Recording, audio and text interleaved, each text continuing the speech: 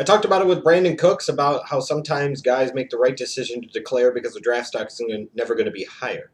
And another player that kind of fits into that mold for me is Kelvin Benjamin from Florida State, a guy who had a really good 2013 season, kind of in a little ways, came a little bit out of nowhere, and as a result, finds himself in a position where he could now be a late first round to early second round pick.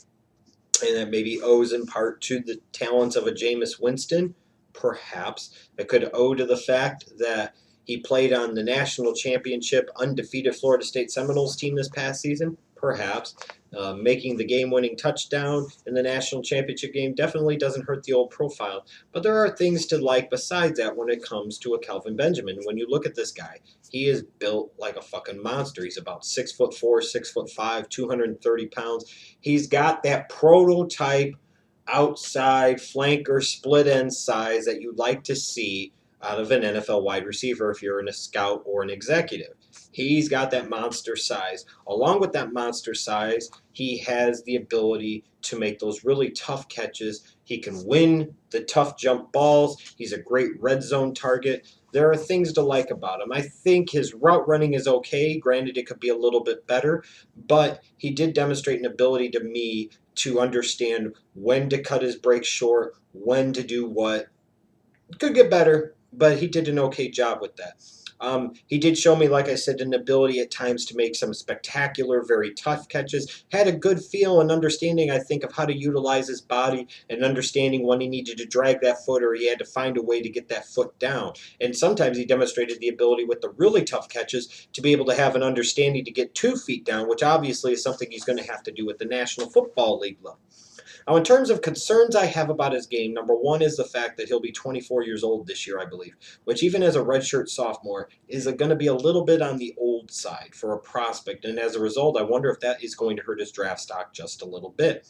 He's a guy with okay athleticism, but you might question whether or not he has the deep speed to be a real vertical threat at the NFL level if he's going to truly be a number one talent type of wide receiver, if he's going to be more of that split end number two type.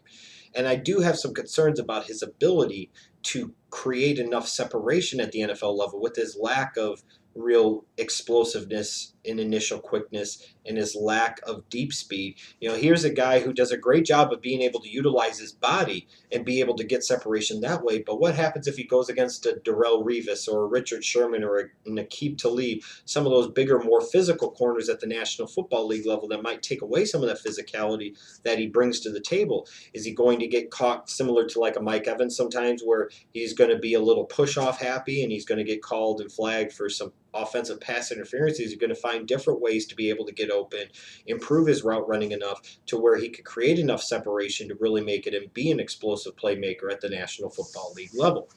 In terms of an NFL comparison for me, I look at a Kelvin Benjamin and I see an Alshon Jeffrey all day long. Now, I will admit I was not a big Alshon Jeffrey fan coming out of South Carolina, in part because I saw the size, but he looked like he was fat and he was out of shape and he seemed to me a little bit lazy, and I thought he was going to struggle to be able to create separation at the NFL level because the speed that he had, I thought it was all long striding deep speed, and he lacked that quick burst and acceleration. He had a tendency to get lazy in terms of utilizing his hands to push off and etc. And I think as a rookie in 2012, you saw that a lot out of Alshon Jeffrey, everything that I talked about.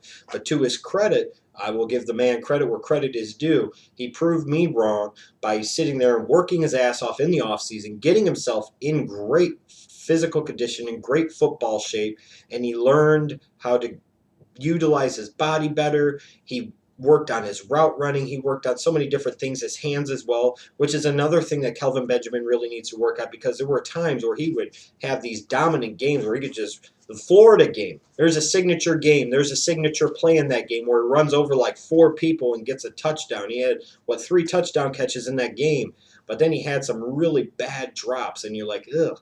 I wonder if he's going to be consistent enough to really be counted upon to be a number 1 or number 2 NFL wide receiver, similar again to like an Alshon Jeffrey, somebody who worked on it and had an explosive type of breakout 2013 season that made the Bears look like geniuses for taking him in round 2. Almost a shame they didn't take him in round 1 now. I look at Kelvin Benjamin and I see a lot of those same traits and same characteristics when I watch him.